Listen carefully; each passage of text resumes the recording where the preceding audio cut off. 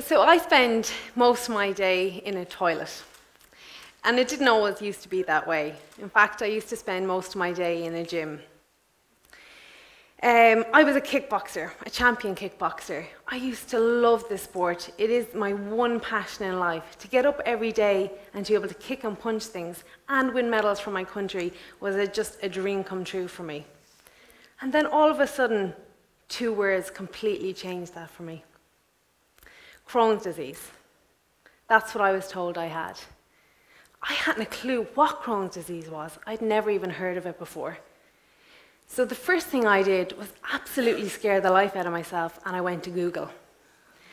So after Googling a lot of things, I realized maybe I'm not going to die tomorrow. And in fact, what I learned that Crohn's disease was a serious, incurable autoimmune disease that affects the gastrointestinal tract.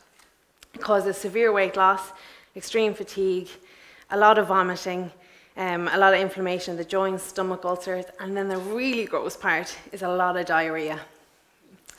So how does somebody that's winning world and European medals get stuck with this disease? And I remember thinking at the time, I wasn't even skinny enough to have Crohn's disease.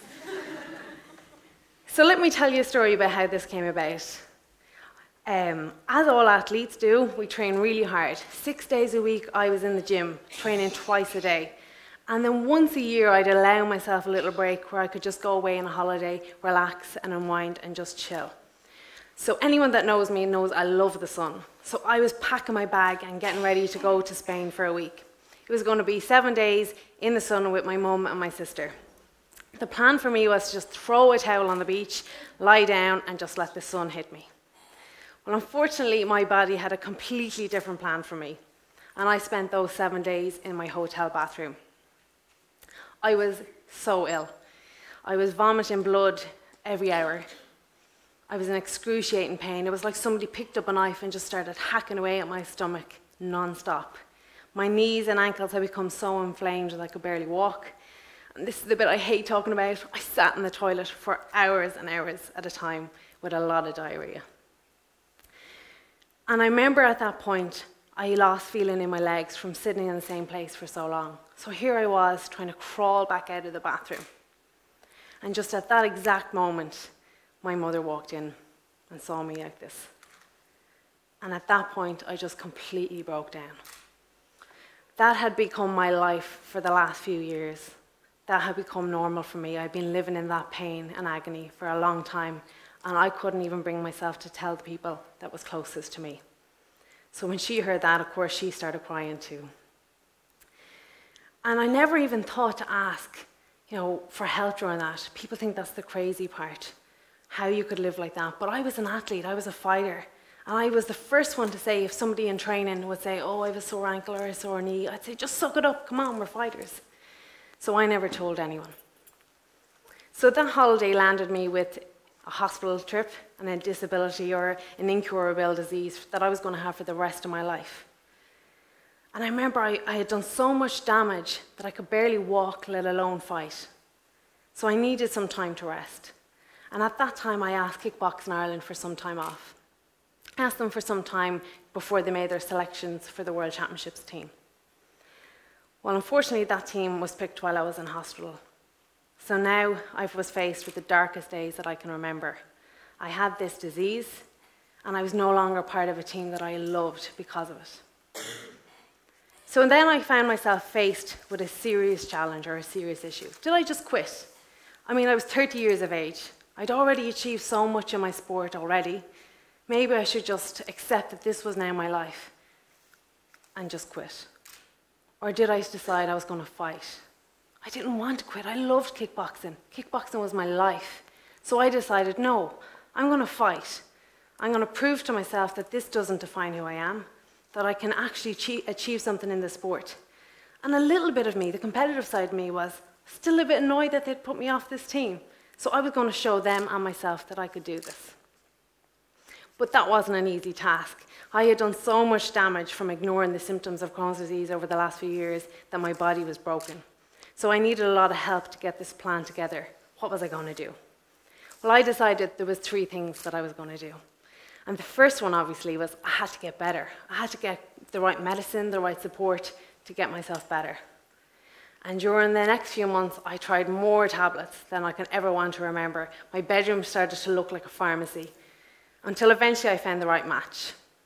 Today now, I inject myself once a week with an injection and have a couple of other medicines that make my life a little bit better and has helped me to feel somewhat human again. The second thing that I did was I had to completely change my diet and lifestyle. In kickboxing, we have a thing called making weight. And what that means is, when you compete, you have to compete at a certain weight. So for me, that meant I had to stand on the scales before I fought and be 55 kilos. And my idea of making weight in the past was not probably the most ideal for an athlete. Most of my year will be spent eating a lot of junk food. And then the weeks leading up to a competition, I'd eat nothing. And worse again, hours before the weigh-in, I would just throw on a sauna suit, I would throw on 3 hoodies, 4 tracks bottoms, jump into the sauna, and I would stay there until I dropped every single bead of water out of my body until I made the weight, and then I'd compete. And I did that over and over again for years. So that had to completely go.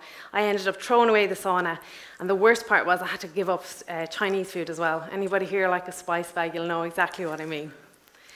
And then the third thing I had to do was I had to get fit. If I was going to be a champion athlete again, I had to train. And that was definitely, without a doubt, the hardest part for me. If anybody here has ever tried to give up smoking or try a new diet, you're going to know exactly what I mean here. There was days where I had just no energy. I was absolutely exhausted, and I just wanted to give up. I just thought, why am I doing this to myself? Why am I putting myself through this? And I remembered why. At that stage, I didn't want to be seen as the girl who was sick. I knew what they'd say. Oh, she used to be a really good fighter, but then she got sick and had to quit. No, I was still the kickboxer. This is my identity. This is who I was. So I kept going. And eventually the good days started to outnumber the bad days.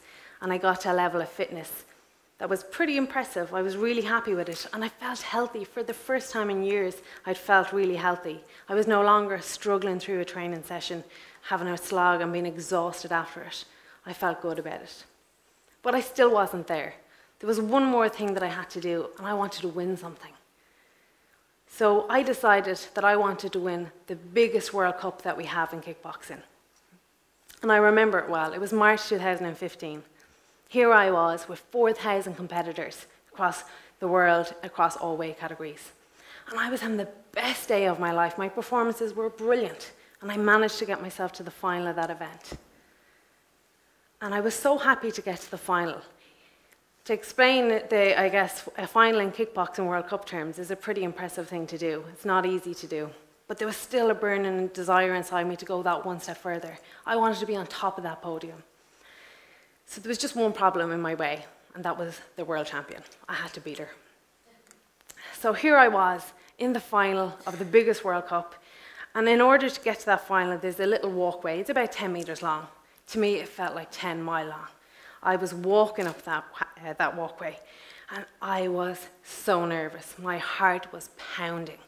The sweat was pouring down my face, and I cannot even remember feeling the feet beneath me at that point. And I got to this stage, and next thing, the bell rang. And what felt like 4 seconds later, the bell rang again. I had no idea what was happening, and I realized the fight was over. So I looked over my shoulder, and in big red flashing lights there, it said 14 points. I thought, I scored 14 points? I have no recollection of that. But then I looked over the other side, and in big blue writing, it said 11 points. And it was at that exact moment that I realized I'd won. I'd won? That feeling is the best feeling I can remember. It was the most important win of my career. Beating the world champion, winning a World Cup when nobody thinks that you can do it. And to be honest, when I had even doubted myself that I could do it. So what I learned from that was that no matter what obstacle life throws at me, I'm still going to be able to find a way to overcome that and be successful. And what I also learned from having Crohn's disease is that sometimes things aren't always as they seem. Sometimes you might see somebody, but you've no idea what's going on behind the scenes. So if I could ask you to do one thing leaving here tonight, that would be the next time that you guys are out and you're queuing for a toilet, and somebody bowls past you and straight into the disabled toilet, that you might just think twice before giving them that evil stare. Thank you very much.